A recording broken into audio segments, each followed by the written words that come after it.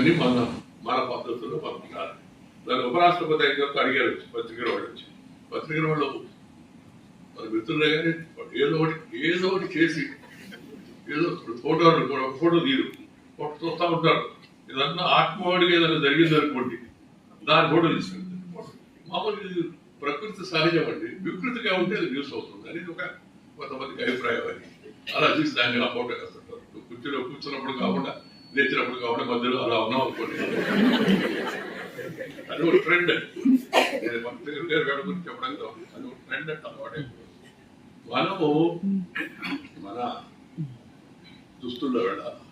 దాని ఉపరాష్ట్రపతి అయిన వెంటనే అడిగారు, సార్ ఉపరాష్ట్రపతి అయ్యారు కదా మీరు, అయ్యారు కదా, మళ్ళా రెండో సార్ ఉపరాష్ట్రపతి అయ్యారు, మరి అయ్యారయ్యా బాబు చెప్పండి, విషయం ఏం చెప్పండి అని అంటే, sir now that you have become vice president, what about dress అన్నారు. నేను చెప్పాను, no change of dress, only change of address అని చెప్పాను. నేను అప్పటి వరకు ఢిల్లీలో, మా వీధి పేరు ఢిల్లీలో ఔరంగజేబ్ రోడ్డు ఉంది. నేను ఢిల్లీకి వెళ్ళిన తర్వాత కార్పొరేట్ వాళ్ళతో మాట్లాడి ప్రభుత్వంలో వాడి ఔరంగజేబ్ పేరు ఒక రోడ్డు పెట్టుకున్నాం, దుర్మార్గుడు తీసేసి అబ్దుల్ కలాం పేరు పెట్టుకున్నాం, అబ్దుల్ కలాం రోడ్ అని పెట్టుకున్నాం. అబ్దుల్ కలాం రోడ్డు పెట్టుకుని ఔరంగజేబు ముస్లిం అని కాదు, వాడు చేసిన కిరాతకాలను బట్టి అబ్దుల్ కలాం గారు పేరు పెట్టుకున్నాం.